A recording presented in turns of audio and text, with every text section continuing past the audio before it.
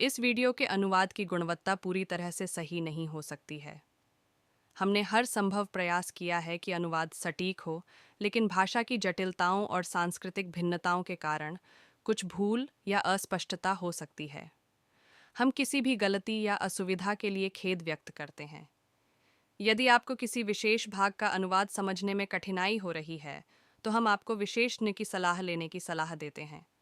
हमने यह सुनिश्चित करने के लिए हर संभव कोशिश की है कि जानकारी सही हो, लेकिन हम किसी भी त्रुटि, चूक या अनदेखी के लिए जिम्मेदार नहीं हैं।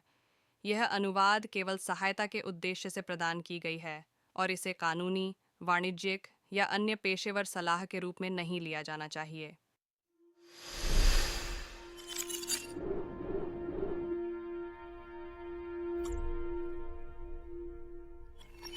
नमस्ते प्रिय दर्शकों, हमारे प्रसारण में आपका स्वागत है।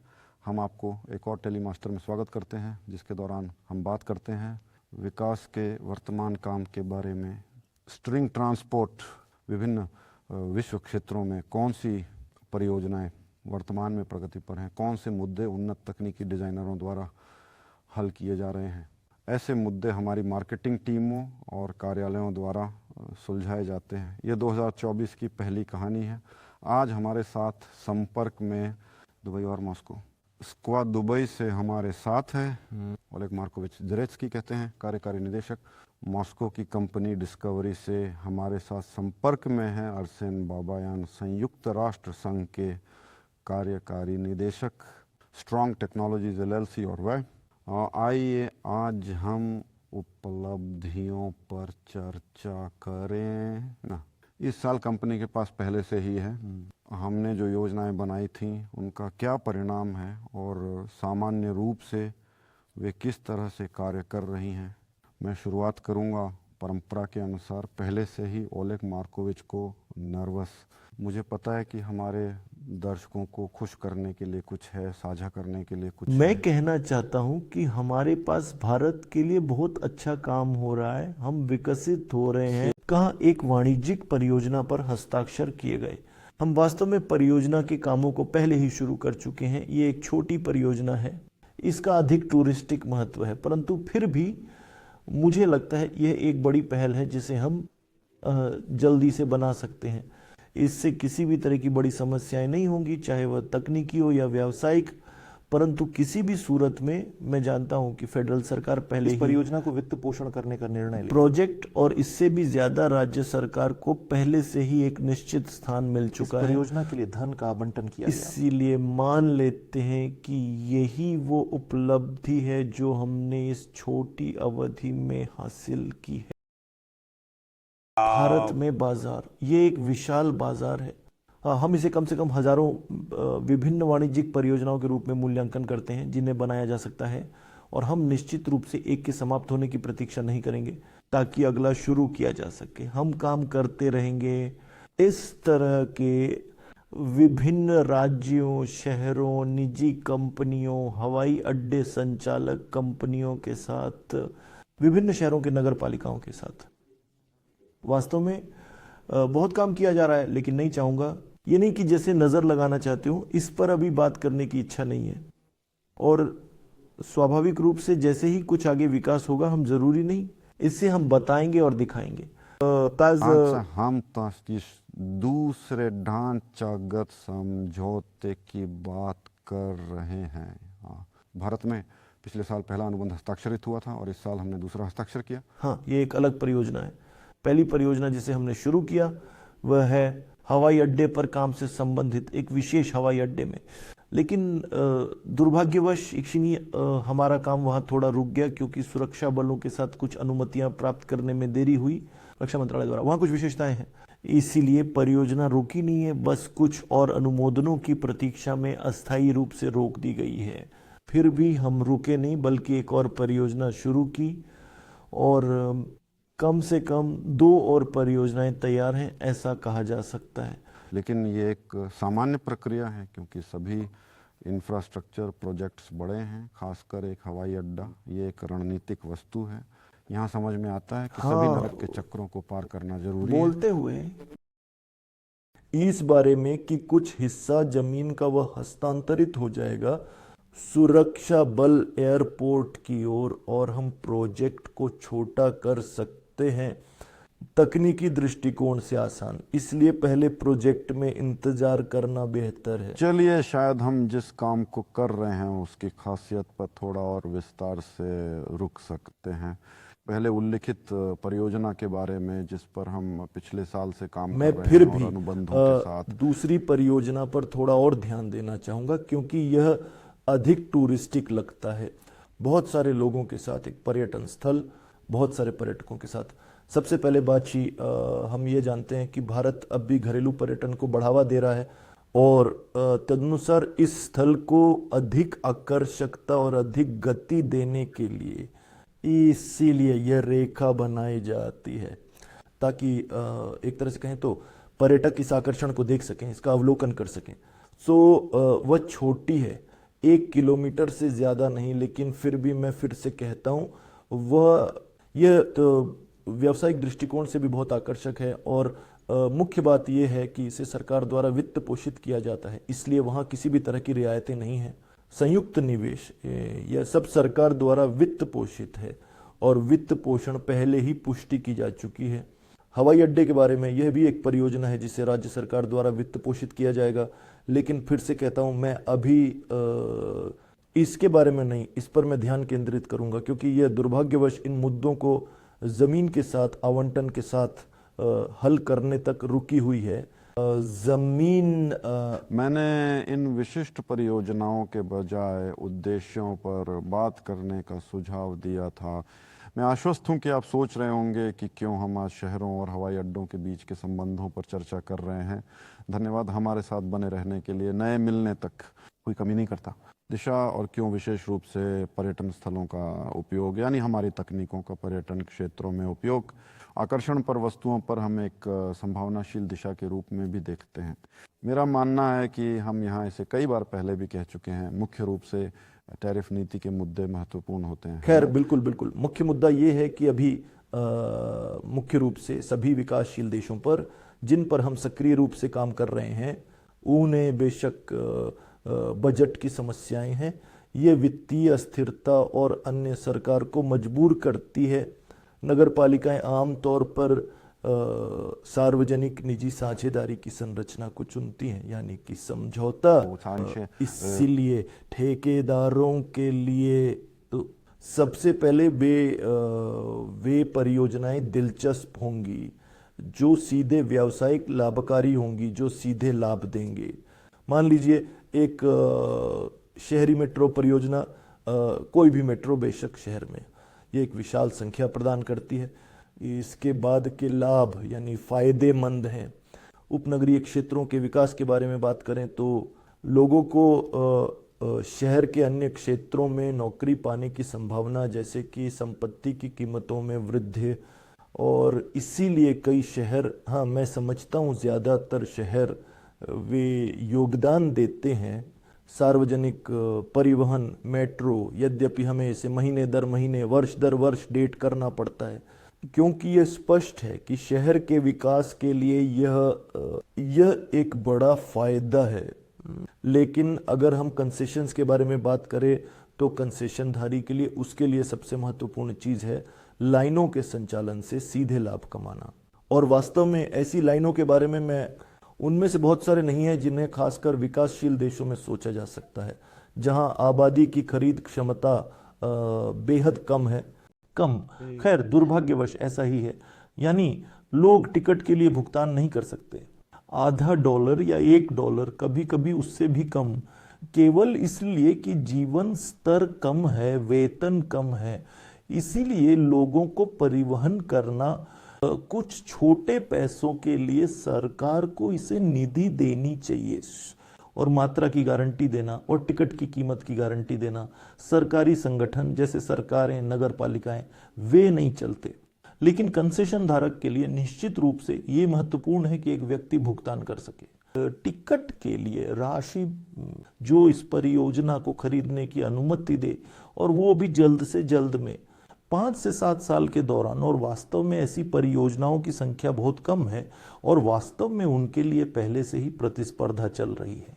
विभिन्न मोनोरेल प्रणालियों के सप्लायर्स के बीच में, ट्रैम्स, लोकल ट्रेनें, और इसी तरह हम भी वहां प्रतिस्पर्धी हैं। मैं मानता हूं कि हम बहुत प्रतिस्पर्धी हैं। इसलिए ऐसे सवाल क्यों जैसे शहर और हवाई अड्डे का संयोजन, ये बहुत है, ये एक लाभदायक व्यवसाय है। क्यों? क्योंकि पहले से ही एयरपोर्ट जाने वाले लोग हैं और टिकट पर पैसे खर्च कर दिए, यानी ये बिल्कुल अलग खंड है। सार्वजनिक परिवहन के यूजर्स, अगर उन्होंने टिकट के लिए $1000 चुकाए हैं तो वे तैयार हैं, मुझे यकीन है, बिना ट्रैफिक जाम के पहुंचने के लिए, $10-15 देने के लिए, समय पर होने के लिए निकल पड़े और समय पर पहुंचने की निश्चितता हो, न कि ट्रैफिक में खैर फंसे उदाहरण रहें। के लिए प्लस मॉस्को में मेट्रो का टिकट मूल्य लगभग 60 रुपए है और एयरपोर्ट के लिए एरो एक्सप्रेस का मूल्य 500 रुपए है, यानी हर साल 10 गुना। हाँ, ये स्वाभाविक है। प्लस मान लीजिए एक कंसेशनियर के लिए ऐसी परियोजनाएं क्यों दिलचस्प होती हैं? क्योंकि ये काफी सरल है निर्धारित करना, यात्री प्रवाह और कितने लोग इसका इस्तेमाल करेंगे। इसलिए कि कोसे रिसिखई दोस्तों, कल हवाई अड्डे की यात्री संख्या कोई गुप्त जानकारी नहीं है, सभी इसे जानते हैं और ये मान लेना काफी आसान है, कहें कि आधा या 3 जो यात्री हवाई अड्डे पर आते हैं वे इस प्रकार के ट्रांसपोर्ट का उपयोग करेंगे। हम सिर्फ उड़ानों की संख्या देख रहे हैं, बिल्कुल, ये सब खुले में उपलब्ध ये है। सांख्यिकी है, ये स्टेटिस्टिकल डेटा है हवाई अड्डे के यात्री कारोबार के। इसलिए पहली बात तो ये कि राजस्व की गणना करना आसान है और दूसरी बात ये कि मुनाफे की गणना भी आसान है। तीसरे, अनुमान लगाना काफी आसान है। विज्ञापन की जगह लेने से मुनाफा, और वास्तव में जाहिर है कि चूंकि खंड जो इस प्रकार के वाहन का उपयोग करता है वह आमतौर पर औसत से ऊपर का होता है। इसका मतलब है विज्ञापन दाता वहां विज्ञापन बड़े उत्साह से लगाएंगे। इसलिए ऐसे प्रोजेक्ट्स बहुत दिलचस्प हैं और हम अभी पहले उन पर ध्यान केंद्रित कर रहे हैं। दूसरा, ये निश्चित रूप से पर्यटन मार्ग है। हम समझते हैं कि पर्यटक पे करने को तैयार है यात्रा के लिए टिकट, अगर ये उनका समय बचाता है, अगर ये उन्हें यात्रा की सुरक्षा देता है, वे $5 और $10 के टिकटों के लिए भुगतान करने को तैयार हैं।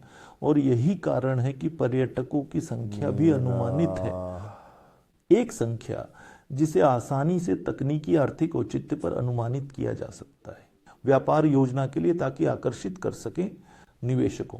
लेकिन समझें कि ऐसी परियोजनाएं वे सभी को जानी जाती हैं और वहां पहले से ही काफी बड़ी कतार है विभिन्न प्रकार से परिवहन प्रदाताओं को। दूसरा मुद्दा यह है कि निस्संदेह स्ट्रिंग ट्रांसपोर्ट टेक्नोलॉजी के पास पहले निम्न कैपिटल लागत के कारण बड़ा फायदा है। यानी कि समझा जा सकता है कि जब हम बात करते हैं निवेश की वापसी की अवधि, यह केवल टिकटों की बिक्री से संग्रह नहीं है, ये केवल विज्ञापन संग्रह नहीं है, ये पूंजीगत लागतों की प्रतिपूर्ति भी है। खैर मोटे तौर पर मूल्य ह्रास, और अगर मान लीजिए वह व्यक्ति जो मोनोरेल के विशालकाय बेतुनी संरचनाओं का खर्च हमारी पूंजीगत लागत से कई गुना अधिक है, निश्चित रूप से हम इस मामले में लेकिन मैं कहूंगा कि कम से कम हम प्रतिस्पर्धी हैं। इसलिए ये विकासशील देशों के बारे में बात करते समय, और जाहिर है हम मध्य पूर्व के देशों में हैं, फिर भी मैं नाम नहीं लूंगा, लेकिन संभवतः आप समझ गए होंगे, जिसमें हम अभी भी ऐसी परियोजनाओं में हैं और काफी दूर तक पहुंच चुके हैं, खासकर योजना के मामले में कंसेशन प्राप्त करने की। और यह कि वे लोग या कंपनियां जो ऐसी महत्वपूर्ण परियोजनाओं में निवेश करने को तैयार होते हैं, जो सिद्ध रूप से अपना निवेश की वापसी की अवधि छोटी है, उनमें से काफी हैं। यानी यहाँ मुद्दा ये नहीं है कि परियोजना के लिए धन ढूंढना, बल्कि सही परियोजना को ढूंढना है। सरकार से जमीन के इस्तेमाल की अनुमति मिल जाएगी।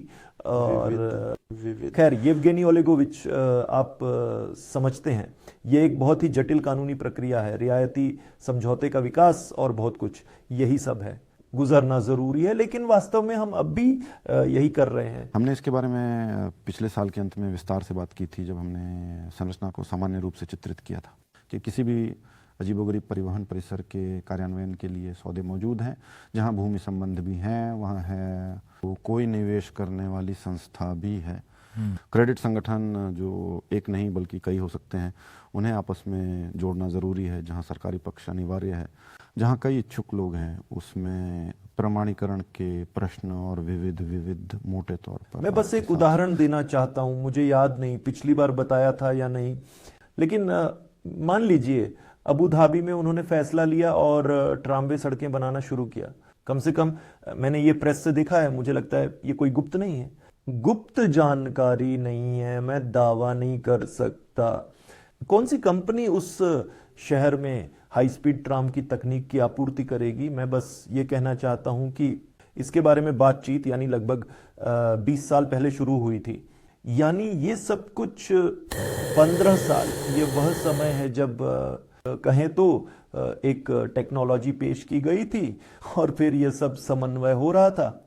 और वैसे भी निर्णय लेने से पहले के पल तक ये अभी तक निर्माण शुरू नहीं हुआ है, लेकिन मैंने कहीं प्रेस में पढ़ा, मैंने देखा कि ऐसा कुछ है था।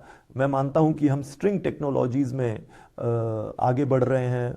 इस आकार में, इस उदाहरण में हम बहुत तेजी से चल रहे हैं, क्योंकि फिर से कहूं, हम वास्तव में पहले से ही फिल्म पर हैं। प्रोजेक्ट्स शुरू किए, हालांकि बहुत नई तकनीक, और हाल ही में सब कुछ केवल बस शून्य पर। हाँ, वास्तव में हाँ, इंफ्रास्ट्रक्चर प्रोजेक्ट्स ये बहुत समय लेता है, क्योंकि ये कई सहमतियों और कई कानूनी मामलों का ढेर होता है। ये बैंकों से लेकर सब कुछ के साथ विभिन्न मुद्दों से संबंधित है, और सुरक्षा से जुड़े मुद्दे, मानकों के साथ मुद्दे, और इत्यादि इत्यादि इत्यादि। इसलिए आश्चर्य नहीं कि कहीं ये खींचता है, कहीं तेजी से चलता है। किसी भी मामले में रास्ता चलने वाला ही तय करेगा, हमें इसी के साथ काम करना। मैं कहना चाहता था कि यहाँ अभी भी जोखिमों का मुद्दा है। कोई भी निवेश परियोजना, फिर भी हमारी अवसंरचनात्मक परियोजना, वर्तमान चरण में निवेश परियोजनाओं को वस्तुनिष्ठ मूल्यांकन, आय के मूल्यांकन की आवश्यकता होती है इस ऑब्जेक्ट का। और हवाई अड्डों के मामले में हम बस गिनती करते हैं, हम निर्देशांक गिनते हैं। उड़ानों की संख्या, पर्यटन स्थलों के मामले में अनुमानित उड़ानों की संख्या, यह भी काफ़ी सरल है, क्योंकि वर्ष के लिए आगंतुकों के आंकड़े होते हैं। आमतौर पर न्यायालय अतावश शास्त्री नार हमारे निर्णय पर्यटन कॉम्प्लेक्स के ढांचे में पर्यटन स्थल पर कार्यान्वित किए जाते हैं परियोजना के लिए। वे इस परियोजना की आकर्षण शक्ति को और भी बढ़ाते हैं। हम संपूर्णता में एक निश्चित विकास गुणक को भी शामिल करते हैं। इसीलिए निवेशकों को, साझेदारों को, मालिकों को यहाँ राजी करना बेशक ज़रूरी है। और जिन आंकड़ों के साथ हम काम करते हैं, यात्री आंकड़ों के आंकड़े, वे सत्यापित हैं। हम अभी वर्तमान कार्यों और उन परियोजनाओं को छू रहे हैं जो हमारे पास हैं, जो एक सक्रिय चरण में है। केंद्र आधुनिक चरण में सबसे अधिक वांछित, सबसे ज़्यादा ज़रूरी माना जाता है। सबसे तंग समय सीमा में संभावनाएं। अर्सेनी वायलेटोविच, अब आपकी बारी है। शायद आप हमें बताएंगे कि आपकी 2024 में यूरोपीय स्पेस एजेंसी के वर्ष में क्या सफलताएं हैं। वर्ष में हड्डी में प्रोजेक्टर कंपनी के लिए काफ़ी निर्णायक। बेशक 2-3 महीनों में कोई नतीजा पाना कठिन है। हम औद्योगिक विकास में लगे हुए हैं। यहाँ वह है जिसमें कई चरण होते हैं, मतलब एक तैयारी चरण है, और औद्योगिक विकास में यह 1 साल, 1.5, 2 या अधिक ले सकता है। आगे एक निवेश निर्माण चरण है, जब हम खुदाई करना और कुछ बनाना शुरू करते हैं और उसे उपयोग में लाने तक।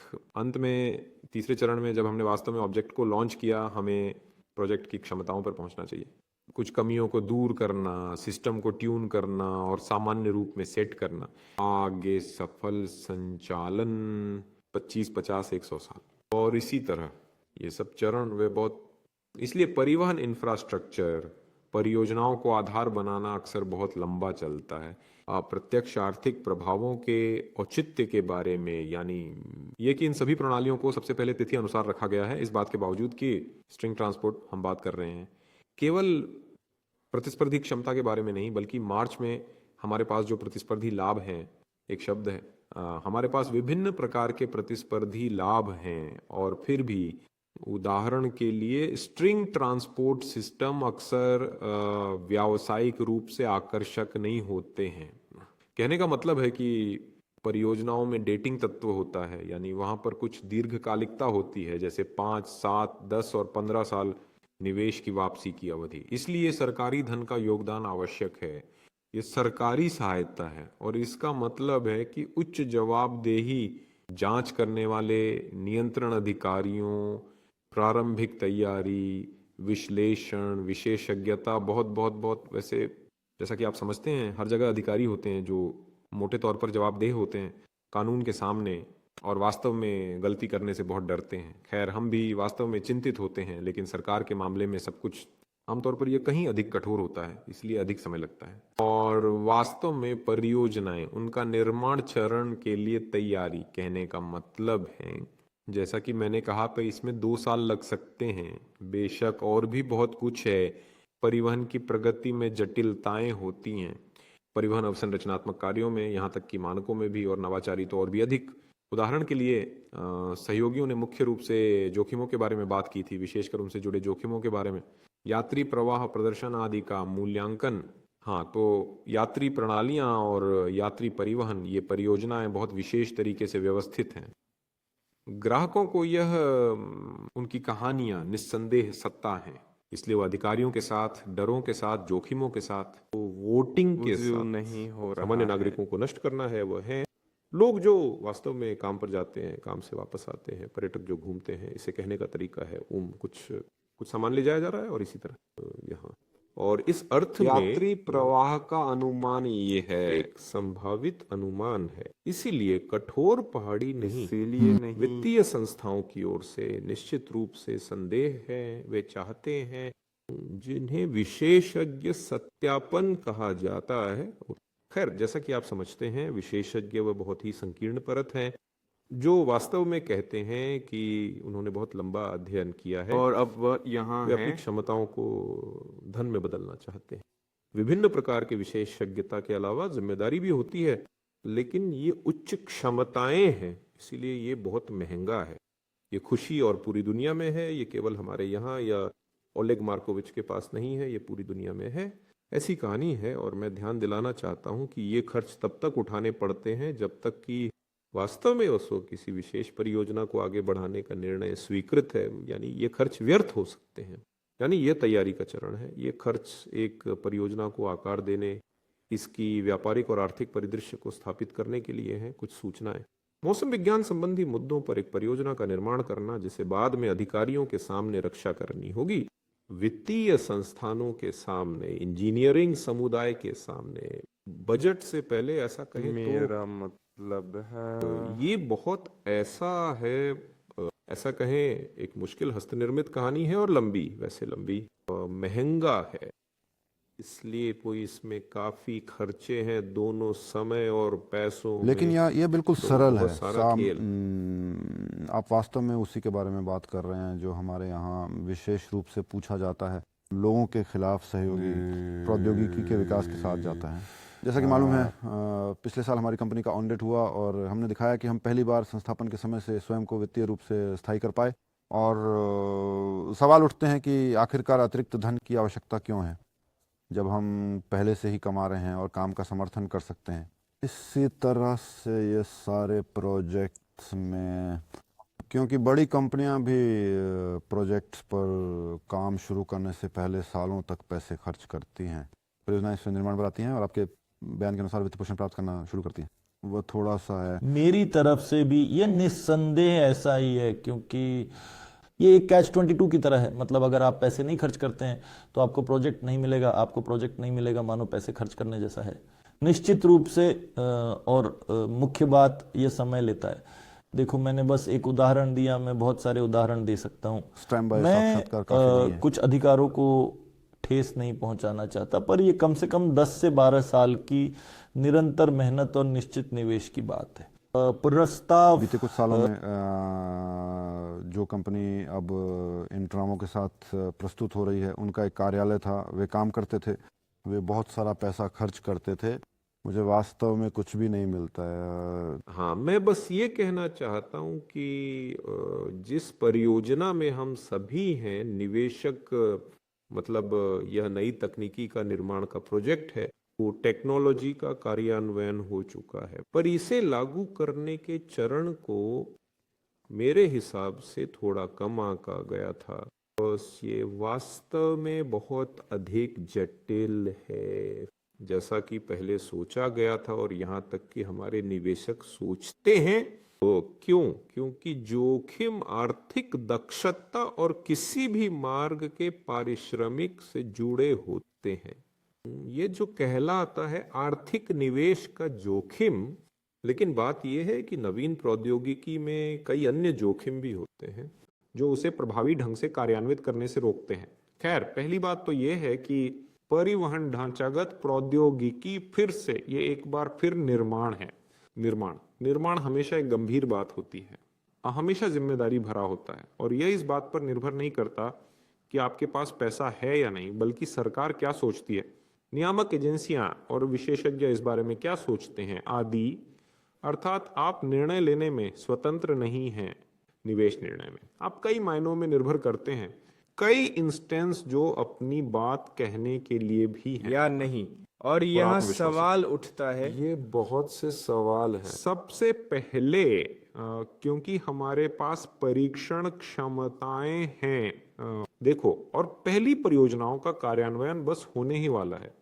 इस पहली परियोजना की बाधा को पार करना ये बहुत कठिन है, क्योंकि सरकारी अधिकारी इन जोखिमों को महसूस करते हैं, शायद हमसे भी ज्यादा, और वे अपने फैसलों को लेकर बहुत चिंतित होते हैं। हम इन निर्णयों के प्रति आश्वस्त हैं, जबकि वे संदेह करते हैं, और वास्तव में ये निर्णय लेना उनके लिए बहुत कठिन होता है। ये पहला सवाल है। दूसरे, कोई भी नवीन प्रौद्योगिकी वह एक काम करने वाली प्रणाली के रूप में उभरी, लेकिन अभी तक वह कई चीजों की पुष्टि नहीं कर सकती है, जैसे कि उपयोगकर्ता अनुभव। हमारे पास निश्चित रूप से फायरिंग रेंज में संचालन का अनुभव है, परंतु जैसा कि आप समझते हैं, परीक्षण परिसर में परीक्षण, वास्तविक परिस्थितियों में परीक्षण, ये दो अलग बातें हैं जिनकी ओर हमारे संभावित ग्राहक हमें इशारा करते हैं, न्याय संगत रूप से बताता है। और फिलहाल हम पहली परियोजना को अमल में नहीं लाते हैं, बेशक, और ऐसा जोखिम है। यह चेतना सिर्फ उन लोगों के मन में होती है जो निर्णय लेते हैं, और इसलिए उनके निर्णयों को धीमा कर देती है जिन पर हमारे कई निजी प्रोजेक्ट निर्भर करते हैं। इसलिए हम इन ग्राहकों के साथ काम को आगे बढ़ाएंगे, समन्वय निकायों के साथ, और जाहिर है हम इस जोखिम को पार करने की कोशिश करते हैं। बेशक हम इसे पार कर लेंगे। देखिए, मैं समझा रहा हूँ कि ये इतनी जल्दी क्यों नहीं होता। अर्सेन जॉर्जेविच, आपने तो हमारे दर्शकों को काफी डरा दिया होगा। मुश्किलों के बारे में बताया गया, हालांकि मूल रूप से नहीं, मैं मुश्किलों की बात कर रहा हूं, वे नहीं जो कठिनाइयों का सामना करते हैं वे अजेय नहीं होती। यह मेरी ओर से, मेरे अनुभवों में, वास्तव में लक्षित परियोजनाओं में जो लागू होती हैं। मुझे विश्वास है कि ओलेग मार्कोविच के पास भी यही समस्याएं और चुनौतियां हैं जिनका वह सामना करता है। खैर, कुछ ऐसे देश हैं जहां मान लीजिए बहुत ही रूढ़िवादी रूप से मानते हैं कि प्रबंधन प्रणाली को जल्द ही केवल एक प्रसिद्ध सप्लायर द्वारा स्थापित किया जाना चाहिए, और इसे पहले ही कई लोगों द्वारा आजमाया जा चुका होना चाहिए परियोजनाओं में। इसलिए हम इस पर जा सकते हैं। हम प्रबंधन सिस्टम निर्माताओं के साथ वार्ता कर रहे हैं। खैर, मैं विश्व स्तरीय नामों का जिक्र नहीं करूंगा, इसीलिए इस तरह के कंसोर्टियम की व्यवस्था, और मूल रूप से उनसे भी बहुत सकारात्मक प्रतिक्रिया लोग तैयार हैं। उदाहरण के लिए, ग्राहक की इच्छा पर कुछ विशिष्ट संगठित करने के लिए तैयार हैं। हमारी तकनीक में प्रबंधन प्रणाली के तत्व, मान लीजिए डिजाइनर्स यानी सलाहकारों को कंसोर्टियम में शामिल करने का एक विकल्प है। विश्व स्तर पर प्रसिद्ध, हमें भी काफी सकारात्मक इनकार मिलता है। यानी हम ग्राहक के अनुसार खुद को ढालते हैं और उनकी मांगों को पूरा करने की कोशिश करते हैं ताकि अनुमति मिल सके।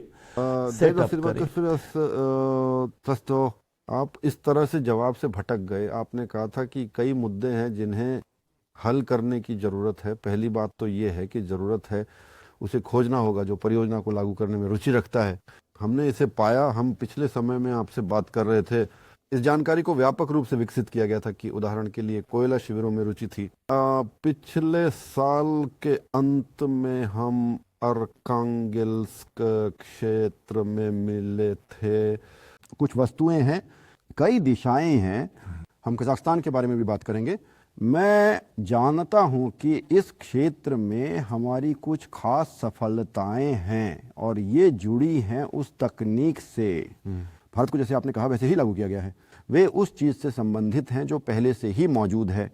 कुछ संपत्तियां हैं जो गारंटी के रूप में भी कार्य करती हैं। हमें जहां तक मुझे मालूम है सफलतापूर्वक आरामदायक पत्र मिल रहे हैं क्रेडिट संस्थाओं से जो इस कार्य का हिस्सा हैं। हम अभी एक बड़े बैंकिंग संरचना के साथ बातचीत कर रहे हैं। शायद आप यहाँ और विस्तार से बता सकते हैं। मैं रूस और CIS देशों के क्षेत्र में काम कर रहे परियोजनाओं की श्रेणी के बारे में बात करना चाहता हूं। खैर, सबसे पहले ये एक काम है। रूस की राजधानियों में यह उत्तरी राजधानी है। वास्तव में शहर और क्षेत्र में कुछ यूं कहें परियोजनाएं हैं जो चल रही हैं। वहां सक्रिय चर्चा हो रही है। वह सतीत ये व्यावसायिक परिदृश्य का निर्माण है। देखिए, यही काम वास्तव में राजधानी में भी किया जा रहा है। मॉस्को और मॉस्को क्षेत्र में भी कुछ परियोजनाएं हैं। मॉस्को, नया मॉस्को और तदनुसार क्षेत्र। हमारी साइबेरियाई राजधानी नोवोसिबिर्स्क शहर और क्षेत्र में भी काम जारी है।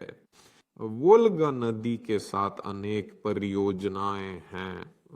नदी के पार संक्रमण से संबंधित हम पैसेंजर सिस्टम्स पर भी देशों के साथ काम करते हैं। तो CIS में कहते हैं किर्गिजिया और कजाकिस्तान में सक्रिय वार्ता है। जॉर्जिया में और यहाँ तक कि आर्मेनिया में भी। काकेशस एक उपजाऊ विषय है क्योंकि वहाँ जटिल भू आकृति विज्ञान है और तदनुसार टीम की कहानियां वास्तव में रूस और CIS देशों से चली गई। और हमारा समाधान ये केवल स्वदेशी नहीं है, आयात प्रतिस्थापन वाला जैसा कि कहा जाता है, यह उससे भी कहीं ज्यादा प्रभावी है। नहीं पता क्या यहाँ तुलनात्मक विश्लेषण करना उचित है। आज की हमारी बैठक में रोपवे की बात होगी। हमारे पास वास्तविक प्रतिस्पर्धी लाभ हैं। जो कुछ हम अभी बुला रहे हैं वह एक बहुत ही वैश्विक परियोजना है। हम कहते हैं सही, आर्कटिक के परिवहन इंफ्रास्ट्रक्चर विकास से जुड़ा है।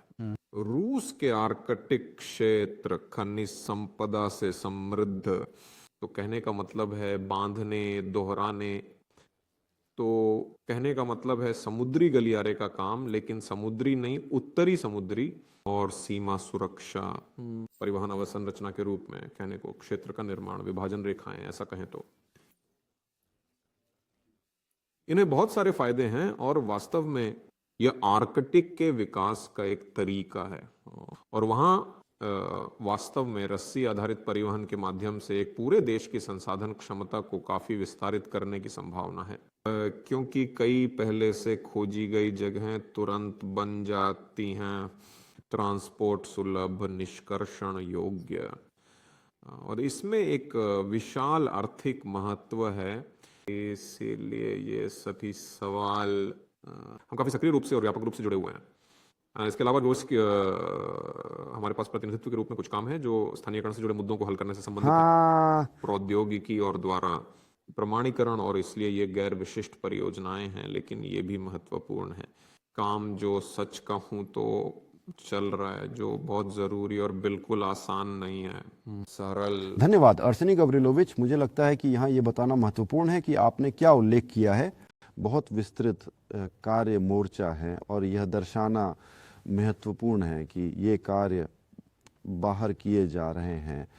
क्षेत्र उन डिवाइस टेक्नोलॉजीज के प्रत्यक्ष जिम्मेदारी वाले लोग जो मुख्य रूप से तकनीकी सहायता, डिज़ाइनिंग और काम पर प्रोजेक्ट की शुरुआती योजना के लिए जवाबदेह हैं, और इससे वास्तव में पहले से ही पैसा कमा रहा है। ये खुद के लिए बोलता है। और पिछले साल हम आत्मनिर्भरता में आ गए। अप्रैल में हम 2023 के लिए ऑडिट रिपोर्ट प्रकाशित करने की योजना बना रहे हैं, लेकिन वहाँ बहुत सारे काम हैं जिन्हें संबोधित करने की ज़रूरत है। उन प्रोजेक्टों से जिनके बारे में आप बात कर रहे थे, वहाँ मार्केटिंग है जिसके लिए अतिरिक्त खर्च की आवश्यकता है। प्रोजेक्ट्स की पैकिंग है जिसके लिए अतिरिक्त क्षमताएं चाहिए, खर्च भी हैं, एक उच्च गति दिशा भी है जो अलग से एक अलग स्थान पर है और जो आज तक पूरी तरह से लागू नहीं हुआ है। ये सबसे आशाजनक में से एक है, क्योंकि हम यहाँ मध्य दूरी के विमानन के विकल्प के बारे में बात कर रहे हैं। ये आने वाले समय में सभी ये खर्चे निश्चित रूप से होंगे, निस्संदेह ये आय में बदल जाएगा, यानी ये निवेश की तरह है जिससे वास्तव में वे लोग जो कभी विश्वास करते थे, जो परियोजना के पीछे गए थे, वे अपने लाभांश प्राप्त करेंगे। मैं सिर्फ ये दर्शाना चाहता था कि जाहिर है बात ये नहीं है कि लाभांश का भुगतान उन्नत प्रौद्योगिकियों और परियोजना कार्यों को पूरा करने के लिए प्राप्त आय अभी व्यस्त हैं और डिविडेंड लिफ्ट की बिक्री से दिया जाएगा। टेक्नोलॉजी के लाइसेंस से, जिन रॉयल्टी से कंपनी समूह टेक्नोलॉजी को लागू करने के लिए पाएगा पर्याप्त पैसा, क्योंकि लाइसेंस फीस की रकम अज्ञात है, बहुत अच्छी तरह से चिन्हित किए जा सकते हैं और बहुत ही अनिवार्य राशियों के साथ, क्योंकि खर्च किया गया धन और जो पहले था और जो अब है, ये सब कुछ निर्माण है। इतना बड़ा और भारी बौद्धिक संपदा जो कि मुख्य है, जो पहले से ही हमें प्रभावी रूप से करना। ओलेग माकोविच ने जिक्र किया, बड़े सॉफ्टवेयर निर्माताओं और बड़ी निर्माण कंपनियों के साथ कंसोर्टियम और बैंकिंग सिस्टमों के साथ ही क्रेडिट संगठनों के साथ बहुत प्रभावी ढंग से काम करना, जिसके बारे में अर्सेन वायलिन खोज रहे हैं। उसने बात करने से इनकार कर दिया, लेकिन कारण स्पष्ट है। ये इसलिए क्योंकि सब कुछ काफ़ी है, फिर भी यह स्पष्ट है कि हमें कमी है। ये साल हमारे पास बहुत समय है डींग मारने के लिए। हमने कई सफलताएं हासिल की हैं। भारत में एक नई फ्रेमवर्क, समझौता और परियोजना के कार्यान्वयन में लंबी रुचि की पुष्टि, CIS देशों के क्षेत्र में बड़ी कंपनियों की ओर से वित्त पोषण संगठनों और परियोजनाओं की संख्या में वृद्धि, ऐसी नियमित प्रगतिशील गतिविधियां ताकि इस वर्ष 2024 में उसके बाद कैसे ज़ाओस्ट्रून टेक्नोलॉजी कंपनी स्वयं को सहारा देने में सफल हुई और समूह के विकास में आमतौर पर एक महत्वपूर्ण परियोजना की गई थी। एक कदम यानी शुरुआत। जिस प्रोजेक्ट चरण की आपने बात की थी वह है जीवित रहना, निर्माण स्थलों पर सीधी पहुंच। हम अपनी तरफ से आपको विकास की जानकारी और हमारे यहाँ हो रहे तकनीकी प्रक्रियाओं के बारे में अपडेट रखेंगे। मैं आज मेरे साथियों का धन्यवाद करना चाहता हूँ। विस्तार से हम आपसे विदा लेते हैं। अगले सेगमेंट तक ध्यान देने के लिए धन्यवाद। फिर मिलेंगे। धन्यवाद। अलविदा।